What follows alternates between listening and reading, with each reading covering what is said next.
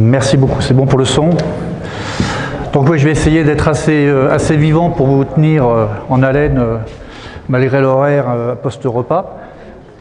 Ça va, le son c'est bon? Ouais, nickel. Voilà, donc j'ai un peu transformé le titre qui avait été proposé dans votre ordre du jour. J'avais dit, j'ai plutôt mis hydrogène, mythe ou réalité, parce que on sait que ça fait plus de 20 ou 30 ans qu'on parle d'hydrogène dans la mobilité, et puis on ne voit rien venir, donc chaque fois on nous dit, mais c'est pour quand, c'est pour quand, c'est pour jamais.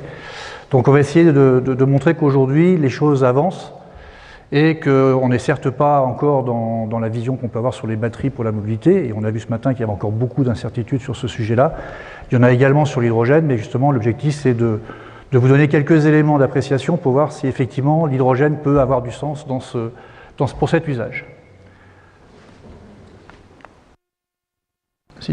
Rapidement, je dois un peu contracter le temps, donc je vais passer quelques transparents rapidement, mais ce qui est important de voir, c'est que l'hydrogène, en fait, ce n'est pas un sujet de mobilité au départ.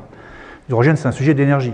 L'hydrogène, c'est un vecteur énergétique, un vecteur qui est capable de transporter, comme disent les Anglais, c'est carrier en anglais, de transporter et de stocker de l'énergie. Et on a beaucoup parlé ce matin, effectivement, en parlant de batterie, de stockage. Donc l'hydrogène est une autre façon de stocker l'énergie. C'est une façon de la stocker chimiquement. Donc c'est très semblable à ce qu'on fait aujourd'hui avec des carburants gazeux ou liquides. On est dans le domaine de la chimie. Donc ça a des propriétés assez complémentaires finalement de ce qu'est l'électron. Donc il faut prendre l'hydrogène comme une alternative et comme un autre outil de la boîte à outils pour répondre aux enjeux qu'on va avoir dans le futur sur un certain nombre d'usages en termes d'énergie, dont la mobilité, mais pas que. Donc ça, je vous présente un schéma qui a été mis en place par le Hydrogen Council, qui est une association d'industriels de très grands groupes industriels, puisqu'on a les majeurs du secteur automobile, les majeurs de l'énergie au niveau mondial, des Total, des Alstom, des Toyota, enfin, il y en avait 13 au départ, et aujourd'hui le paquet d'industriels qui adhèrent à Hydrogen Council au niveau international grossit de jour en jour. Et donc ils ont proposé une vision de l'hydrogène dans le domaine de l'énergie. Et vous voyez bien qu'effectivement, il y a un amont en bleu clair et un aval en bleu foncé. Et ce qui est important aujourd'hui, je vais le rappeler après, c'est de traiter l'amont, c'est-à-dire aujourd'hui comment produire un hydrogène décarboné à des coûts qui soient comparables aux coûts qui sont utilisés pour les carburants dans le cadre des autres usages. Des usages de droite, c'est-à-dire le transport, l'industrie, le chauffage, la production d'électricité et compagnie. Donc le challenge est résumé sur ce graphe-là, avec d'un côté la production d'hydrogène décarboné par, alors naturellement beaucoup disent le renouvelable, d'autres disent le renouvelable et le nucléaire, je ne lancerai pas le débat ici, mais de toute façon les deux sont d'électricité qui sont décarbonées. Et puis le rôle que peut avoir également l'hydrogène au niveau des réseaux, on en parlait beaucoup ce matin, pour établir de la stabilité. C'est une charge qui est programmable finalement en électrolyseur, et donc c'est potentiellement un moyen de pouvoir travailler sur la régulation de réseau. Donc voilà, oui, je vous pose rapidement le problème. Alors, le problème tel qu'il a été posé par Nicolas Hulot au début de l'année, fin d'année 2017, il avait, dès son discours de politique générale du 27 juillet, il avait annoncé qu'il s'interrogeait. C'est trop fort? Ah pardon. On va ralentir, mais ça va prendre plus de temps du coup. Il avait annoncé dès le 27 juillet qu'il s'interrogeait sur le bien fondé de l'hydrogène dans une vision énergie, en disant qu'il avait des arguments, pas des contradicteurs, il avait des gens qui étaient très favorables, il avait un ensemble d'avis qui n'étaient pas très concordants, et donc il souhaitait faire une philosophie. Donc il a provoqué le 4 août une réunion avec les acteurs de la filière industrielle pour essayer de comprendre ce qu'il y avait derrière, et finalement il a décidé fin d'année, au courant du mois de novembre, de lancer un projet de plan de déploiement national pour voir si l'hydrogène pouvait prendre une place à court, moyen et long terme. Et dans son propos, l'idée c'était justement pas de dire la mobilité hydrogène, est-ce que ça a du sens? Dans son propos, c'était de dire est-ce que dans le paysage énergétique et pour la montée en puissance des énergies renouvelables, est-ce que l'hydrogène a un rôle à jouer ou pas? C'était la question posée. Donc, trop dense, transparent, je vous le résume. En gros, on partait de deux actions, puisqu'en fait l'hydrogène en France, jusque dans les années 2015-2016, il ne fallait pas en parler. C'était un sujet qui était un peu tabou, enfin, je suis un peu provocateur quand je dis ça, mais c'est un sujet sur lequel il ne fallait pas trop chercher à provoquer. En fait, il y a eu deux événements majeurs dans les 3 dernières années. Le premier, c'est Ségolène Royal et Emmanuel Macron, qui était alors ministre de l'économie, qui a lancé un appel à projet par l'ADEME, la BPI, la CDC, par un ensemble d'acteurs économiques, pour voir s'il y avait une appétence des industriels et des territoires pour mettre en place des solutions au niveau territorial. Cet appel à projet a été plutôt, on s'attendait à ce que ce soit un échec en termes de réponse, et ça a été un gros succès, puisque plus de 100 propositions ont été faites, et un certain nombre de projets ont été labellisés. Aujourd'hui, ils sont encore pour certains, alors certains ont démarré, d'autres sont en cours de démarrage. Et puis le deuxième fait marquant, c'est qu'effectivement, l'ensemble des acteurs de la filière se sont regroupés, et quand on parle d'acteurs de la filière, on parle bien évidemment d'Air Liquide, qui est un acteur majeur des gaz en France, mais on parle de Total, on parle maintenant d'EDF, on parle de Engie, donc on parle des gros de l'énergie et de quelques gros de la partie automobile. Alors on sait que Peugeot et Renault n'ont pas encore annoncé de programme sur le sujet, par contre les équipementiers comme Valeo, Michelin, Faurecia, Plastic Omnium ont aujourd'hui un programme hydrogène dans leur tablette. Alors, pour résumer, parce que je ne vais pas vous présenter tout le travail qui a été mené pour arriver à une cartographie de ce type-là, on avait une question qui était quand même assez perturbante parce qu'il fallait qu'on positionne le déploiement de l'hydrogène dans une vision internationale, mais appliquée au cas français.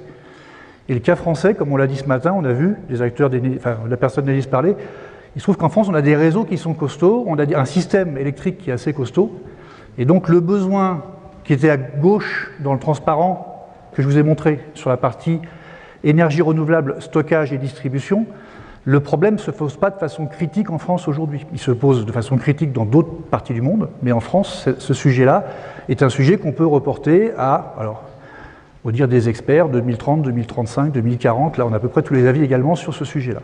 Donc l'idée c'était de dire comment construire finalement une progression dans la vision de l'hydrogène en France, un déploiement progressif, qui soit raisonnable économiquement, c'est-à-dire pas complètement artificiel, qu'on n'ait pas besoin de mettre de l'argent public à fond pour que ça puisse se faire. Donc, quels sont finalement les marchés sur lesquels l'hydrogène peut avoir du sens à court, moyen, long terme? Les dates, elles ne sont pas prises au hasard. Hein. 2017, alors c'est parce qu'on a commencé la rédaction du rapport en 2017, 2021, fin du quinquennat, et après vous avez les objectifs du PPE en cours et à venir. Donc la demande du ministre, c'était d'avoir une vision planifiée suivant au moins 2 périodes de PPE successifs. Deuxième demande forte du gouvernement, c'était de dire la mobilité, on en parlera comme un marché d'appropriation à court moyen terme. Pour l'instant, ce qu'il nous faut, c'est bien démontrer à gauche qu'on est capable de faire un hydrogène décarboné et qu'on a des marchés pour l'absorber. Donc les marchés qu'on voit, c'est quoi? C'est le marché de l'hydrogène, il existe aujourd'hui dans l'industrie. Hein. L'hydrogène, c'est une molécule chimique qui est utilisée par beaucoup d'acteurs industriels de la chimie. Aujourd'hui, l'hydrogène est produit massivement par du fossile, donc déjà, si on arrive à décarboner cette partie-là, on aurait l'assurance de la capacité de produire un hydrogène vert et compétitif pour certains usages. C'est la première vision. La deuxième vision, qui touche plus à l'énergie, c'est les territoires insulaires, sur lesquels vous savez que l'électricité est chère, parce qu'on la produit à partir de fioul léger importé. C'est du thermique, donc c'est pas propre. Les ZNI ont une obligation de passer sur du renouvelable à 50% d'ici 2025 et 100% en 2030. Ces objectifs-là aujourd'hui, pour les de montée en puissance des renouvelables, mais également de stockage d'énergie assez importante. Les batteries répondront partiellement, l'hydrogène pourrait être un complément intéressant. Et puis ensuite, vous avez effectivement la notion d'écoquartier, de bâtiments à énergie positive, et puis d'interconnexion des réseaux, j'en parlerai à la fin. Donc si on arrive à avoir une progressivité de ce type-là, où l'hydrogène petit à petit est vert, est de plus en plus vert et de moins en moins cher, l'idée c'est que progressivement on pourra également alimenter la partie mobilité en ayant un carburant qui soit pas plus cher que ce que vous mettez aujourd'hui dans votre réservoir. Alors avec tous les bémols qu'on pourra mettre après. Et donc sur le volet mobilité, une fois qu'on avait montré qu'à droite, à gauche, les objectifs pouvaient être atteints, on a pu montrer qu'à droite, il y avait également une stratégie possible pour faire partir l'hydrogène assez rapidement. Celui-là, je ne le présente pas, on va gagner un peu de temps. Donc deux grands axes forts dans le plan. Le premier, favoriser l'émergence de l'hydrogène vert par le développement d'électrolyse, c'est-à-dire qu'au lieu de produire l'hydrogène par du fossile, on le produit à partir d'eau, auquel cas il n'y a plus de carbone dans l'affaire. Et puis développer en priorité 3 marchés qui paraissent accessibles à court moyen terme, que sont l'hydrogène industriel, donc là on ne parle pas d'énergie, on parle d'industrie, mais également le stockage des énergies renouvelables dans certains territoires, les ZNI en particulier, et peut-être des territoires métropolitains qui sont moins bien gréés en termes de réseau pour absorber beaucoup d'ENR. Hein. Si on met beaucoup d'éoliennes sur un parc en Lorraine, j'ai pu discuter avec le responsable Enedis local, on peut rencontrer un débat entre renforcement de lignes, de réseau, etc., ou solutions de stockage adaptées pour gérer de l'intermittence et la continuité de fourniture. Et le dernier point qui était la mobilité, qui est le sujet que vous traitez aujourd'hui et sur lequel je reviendrai un peu plus largement après. Donc ce qu'il faut savoir aujourd'hui, l'hydrogène on le produit à 96% à partir de fossiles, de gaz naturel par vaporeformage, d'hydrocarbures par oxydation partielle et par du charbon par de la gasification. Comparaison France et monde, on est à peu près pareil. Donc on voit que la part d'électrolyse est très faible, de l'ordre de 4%. Et quand on parle d'électrolyse, c'est même pas de l'électrolyse de décomposition de l'eau, c'est généralement de la production de chlore, qui est faite par électrolyse d'eau saumurée. Et puis on fait de l'électrolyse chlore-soude qui produit de la soude, mais il se trouve qu'il y a un coproduit qui est l'hydrogène qui permet d'adresser certains marchés. Ok. Et puis par contre, là où c'est intéressant, c'est que côté usage, on voit que dans le monde, les principaux usages adressés sont pétrochimie et production d'ammoniac pour les fertilisants, pour les engrais. En France, la distribution de marché est très différente et on a une part du marché qui est tournée vers des industriels de type high-tech, enfin agroalimentaire, verrerie, microélectronique. Donc il y a des marchés adressés où souvent les industriels n'ont pas la production sur leur site, contrairement à la raffinerie et à la production d'ammoniac, où ils ont une production sur site bien établie, et où en fait ce sont ces surproductions faites dans ces sites-là qui sont amenées par camion, Air Liquide, Linde, vers les lieux de consommation. Alors c'est important d'avoir ça en tête parce que si aujourd'hui on se dit on est capable de produire finalement sur ces sites-là, sur ces plus petits sites de consommation, des capacités de production par électrolyse qui soient compétitives par rapport au circuit de production centralisé et transport par camion. Alors au plan environnemental, il n'y a pas photo. On transforme de la production avec production de CO2 par de la production par électrolyse, donc on n'a plus le bilan, et le camion rajoute encore du bilan CO2. Donc environnementalement, c'est une solution satisfaisante. Est-ce qu'économiquement, ça a du sens? Donc un des objectifs a été de calculer à quel coût on pouvait produire la molécule d'hydrogène dans ces conditions-là. Alors, on a listé un certain nombre de paramètres, on débattra peut-être tout à l'heure sur le sujet. On a bien identifié les paramètres sur lesquels on pouvait faire varier. Alors, il peut y avoir débat sur les hypothèses prix, mais en général, elles ont été travaillées avec l'ADEME, avec tous les industriels qui étaient impliqués dans la réflexion. Ça, c'est le premier point. Donc, la partie... les hypothèses. Donc, il y a deux paramètres importants qui interviennent, que sont le prix des machines elles-mêmes, puisqu'on dit toujours que les technologies d'hydrogène sont chères. Et puis le deuxième élément, c'est le courant pour faire de l'hydrogène, parce que si on fait de l'électrolyse, il faut du courant, et le courant, il a également un prix. Donc si je prends le prix de l'électricité, deux choses. Plus on va rentrer de renouvelables dans notre système, et plus on s'attend, il y aura peut-être débat sur le sujet, à ce que l'électricité soit de moins en moins chère. Alors il y a deux éléments, il y a un élément direct. Si on prend les grandes centrales solaires qui sont installées dans les pays comme l'Arabie Saoudite, le Chili, enfin dans ces grandes zones très favorisées, on voit que le prix du mégawattheure solaire décroît largement et continue à décroître, jusqu'à atteindre aujourd'hui sur des marchés en Arabie Saoudite par exemple de l'ordre de 15 à 20 $ du mégawattheure. Donc on est sur des prix qui sont bas.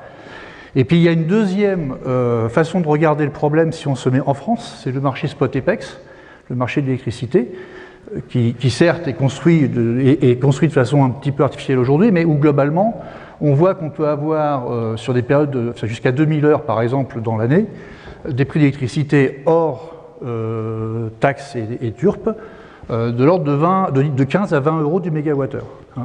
Ça veut dire que si on a un électrolyseur installé sur un site industriel, on est capable de l'activer sur un certain nombre d'heures intéressantes où les prix d'électricité sont assez bas pour avoir un prix d'hydrogène qui va bien. Là, je parle de prix. Parce qu'après, ça dépend des modèles. Je vais répondre comme ce matin. En fait, si vous prenez un exploitant d'énergie renouvelable qui décide, parce qu'il le peut aujourd'hui, de produire sur son propre site, on est bien d'accord, on part de ce constat-là. Après, effectivement, si vous mettez sur le réseau, vous encaissez les taxes et compagnie. Si ce n'est que sur des électrolyseurs de plus de 200 kW, depuis 2016, il y a une exonération de la CSPE. Donc on n'a pas la CSPE qui est quand même l'élément croissant du prix de l'électricité aujourd'hui dans notre facture à chacun. Donc la CSPE, il y a exonération. Le TURP, il n'y aura pas exonération. Par contre, on peut prévoir en substitution d'une exonération de TURP, ça a été grandement débattu pendant le plan. C'est-à-dire, est-ce qu'on peut se permettre, au même titre que les électro-intensifs, d'avoir une exonération d'une partie du TURP? Et ça a été non, parce qu'effectivement, c'est en discussion avec l'Europe et c'est un sujet très compliqué.